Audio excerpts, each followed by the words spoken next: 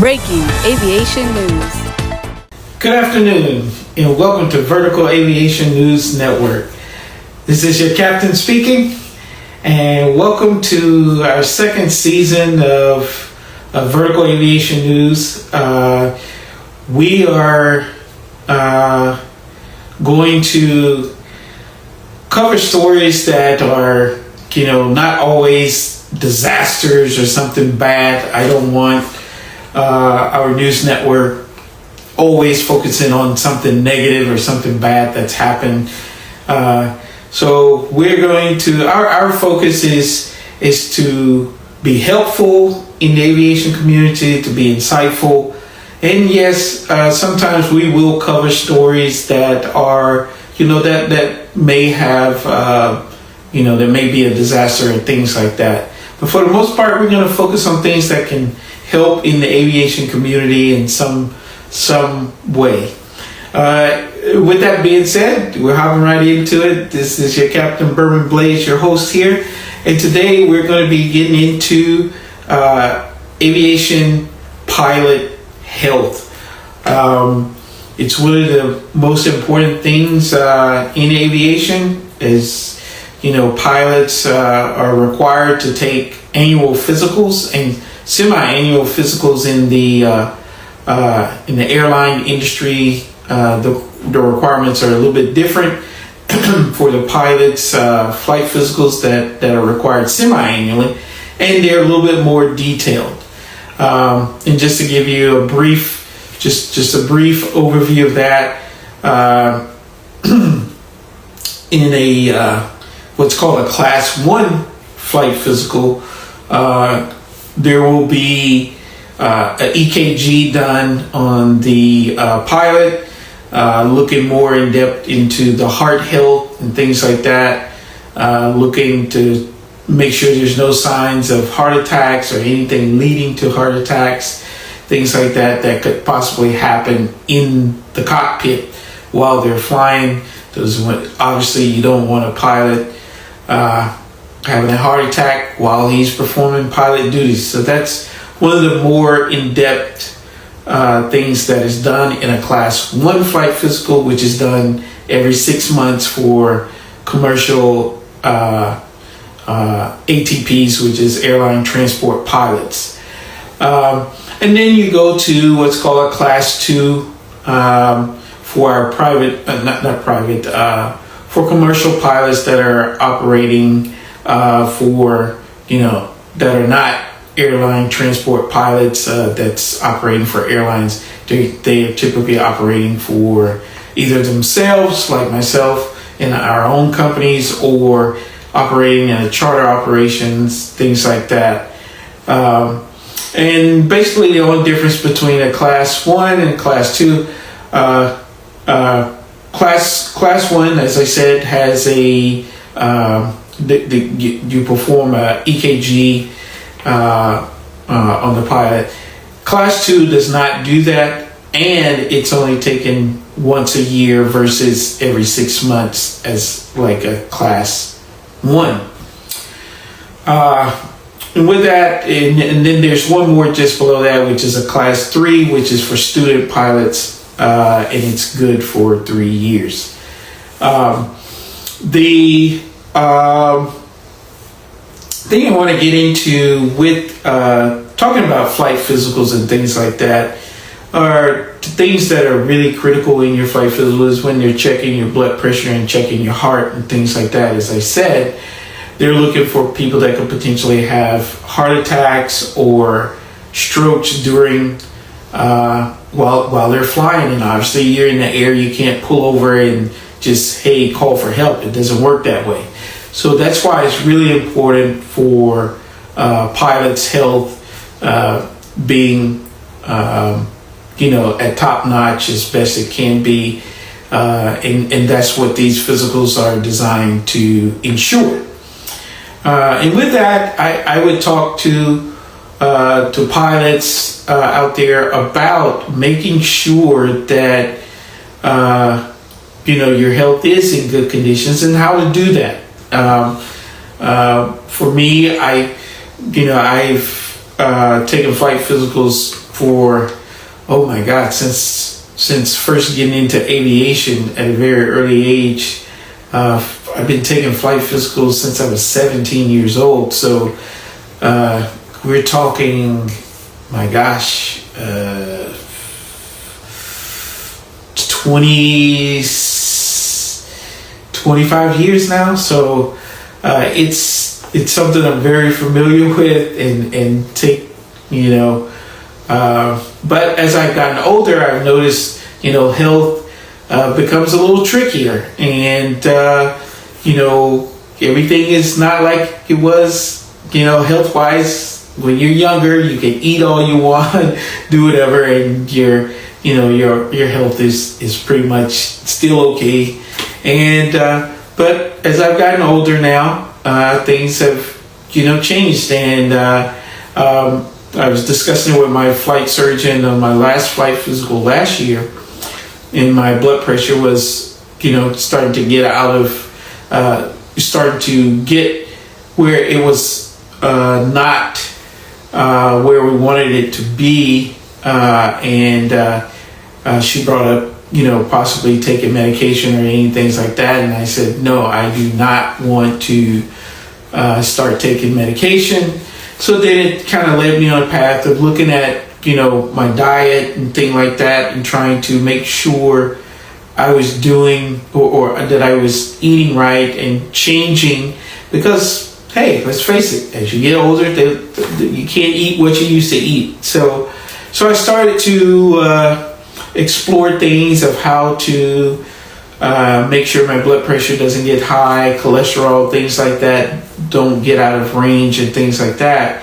So I wanted to make conscious health decisions to avoid having to take medications, because I do not want to take medications, because if you look at medications, once you start taking them, you're going to have to take this and then this is going to cause this issue, and you need to take this to combat that, and you just start down a trail of taking tons of medication, and I don't want to go that path. So with that being said, so I started looking at different things and studying different things out there that help on a more natural, holistic way of maintaining good blood pressure, good cholesterol, and things like that. And the other thing, I gained weight over the years, after getting out of the military, not, doing the things I was doing while I was in the military. So I started looking at, my overall health and how to maintain a good, healthy diet, and everything all around that, which led me to learning about different foods to avoid, and then learning about how things are cooked and prepared. And so I'm going to touch on just a little bit of those things, and it's up to every individual. You make your own decision and choices. I'm just, again, I want to be helpful and insightful on in the aviation community.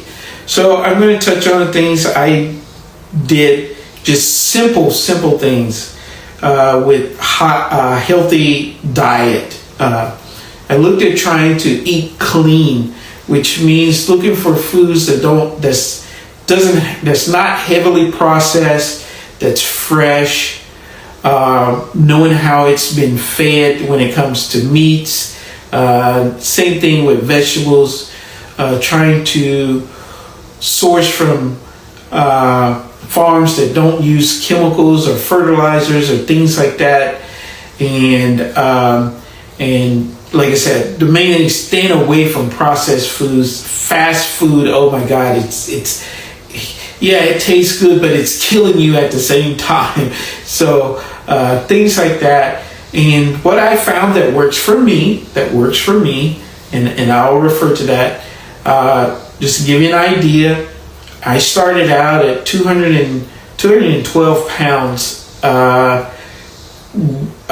doing this, and I was overweight, and that was contributing to the issues that was starting to increase my blood pressure. I was within range, but it was like, okay, you start to incrementally get up there, you're probably going to be out of range if you don't change something. So I chose to change my diet and lose some weight. So with that, I started eating salmon. I was doing baked salmon. I'm doing baked salmon, baking most of my foods, eating fresh vegetables, going to local fresh markets, or buying unprocessed food in the grocery store, which it's a challenge, I'll tell you that. With that, I started learning about different oils and things like that to use and to avoid while cooking. I learned a lot about vegetables, oils, soy oils and things like that. All those are terrible for you. So what I started doing, I started using extra virgin olive oil, unrefined. You have to stay away from refined oils at all costs. It is more expensive, but health-wise, it is tremendous difference. So I use extra virgin olive oil when I'm pan searing, whether it's my steaks or salmon, as I said, because I still need protein, and part of my diet that I started doing is fasting, so I'll explain a little bit on that as well.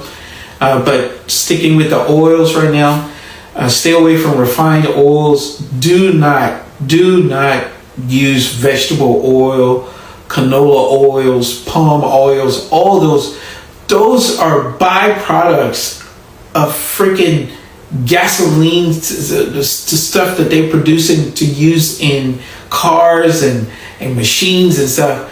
That stuff is deadly for you. You do not want to use those oils. I'm telling you. What I found, I use coconut oil in place of vegetable oils and things like that. Again, make sure it is not refined, because you will see slide products trying to slide across, but stay away from refined. Make sure it's actually pure coconut oil, pure vegetable oil, or pure animal fat, whether it's from pigs or whatever. You want those type of oils for what you cook with, and that has been a tremendous help in my diet. Again, losing weight will actually help with your cholesterol and blood pressure. And what I did in as well as changing my diet and what I was eating and how I was cooking, I also started doing intermittent fasting or keto, whatever. There's many different names, but ultimately it's just fasting is what it's doing. So what I started out doing, and it's a process. It's not easy. It is a little bit of a challenge. I walked into it, eased into it. So what I did was I started off doing one meal every 16 hours. That's how I started. Then I did that for a week, and then the next week I increased it. I did one meal every 24 hours. I did that for a week. Then I increased it the next week. I went up to 48 hours, one meal every 48 hours. And then on the next week, I went into one meal every 72 hours. And then some people continue. You continue to add on if you need to, depending on your weight and how much you want to lose. Myself, I wanted to get back down to a good weight, and I used the body weight index chart to kind of give me an idea of where I should be, and I started from there. As I said, I started out, I was 212 pounds. I am down now to 180. That took me a month and a half, 6 weeks. It took me 6 weeks to do that. I'm currently up to doing one meal every 72 hours. If you've watched my videos, you can see my body. You can see the change from my earlier videos to now. You can actually see my size has actually decreased. That's 35 pounds of weight that you carried, extra weight that I was carrying. Naturally, when I went in and checked my blood pressure, it was down into the normal range. I was no longer at a elevated level, borderline into high blood pressure. Now I'm back into regular blood pressure range. I was 121 over 89. I need to get that 89 down to 80. But again, that comes with losing the weight, watching what I eat and how I eat. I grew up in the South. We like fried foods, things like that. Simply just changing the oil of what I was cooking with makes a tremendous difference. Also, stay away from sugar as much as possible. Now, with my fasting, I only drink water, literally only water, and I cut a lemon and I squeeze the juice into my water, and that's it. And I do take a multivitamin. I take vitamin K and vitamin B complex and vitamin C and magnesium, because those are the things I needed for what I was looking at with my body. I was looking at kidney health, I was looking at heart health, and those are the things that are good for those. So I take those. Aside from those, and I only take those once a day. Even while I'm fasting, I take those, and just water. And then I eat my meal on the once I reach the 72 hours. Then I eat my meal, and when you eat that meal, it needs to be balanced. Usually, I'll eat either salmon, or I may eat steak, or I may eat pork. Whatever, you can eat whatever you want. It's all about your preparation. Depending on how you prep it, I don't put any salt. I use black pepper, and I use other herbs for seasoning, but no salt and no sugars. And if I have French fries or anything like that, I make sure I cook it in the coconut oil and not any vegetable oils or anything like that. No refined oils. And again, I eat the fresh vegetables that I either get fresh out of the grocery store, market, or out of my own garden. That's another thing I did. That's a whole nother thing. But yeah, fresh vegetables, a nice salmon that has healthy omega fatty acids. It's good for you. It's great, and you'll see. As I said, you can see the results of what I'm doing. And also, you still need to exercise. I still exercise even though I'm fasting. I still go out and I either run in the morning and walk in the evening, or I walk in the morning and run in the evenings. And I do a mile both times. I do a mile walking in the morning or running. And then in the evening time, I flip-flop it, and I either walk or run that same mile in the evening. And that's working, and that's good. Like I said, it brings my blood pressure. It's brought my blood pressure back down to the normal range and a healthy range. My weight is down. I'm currently trending down to about 170. My original goal was 180, and I hit that relatively quickly. And it showed the good results with my blood pressure. So I was happy with that. So I said I'm going to continue on. And I said it won't hurt me to lose another 10 pounds. So now I've adjusted that, and I'm going to go for 170. And but again, that is all about being healthy as pilots is very important. and I don't want to take medication. I want to stay away from medication. So that's what this is all about. So this is for my fellow pilots out there that may be, facing the same thing and you don't want to take medication. I would say this is the way to go. This is a simple size of what's worked for me. Again, everybody's body is different. Everybody's metabolism is different. And these are my suggestions and what's helped me. And I hope it helps you guys out there also.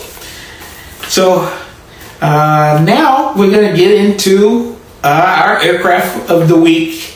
It's a 2011 Bell 206 L4, registration November 7-1 Bravo Charlie. It's being sold by Hiller Aviation Brokerage. Actually, an aircraft asking price is $1.7 million US.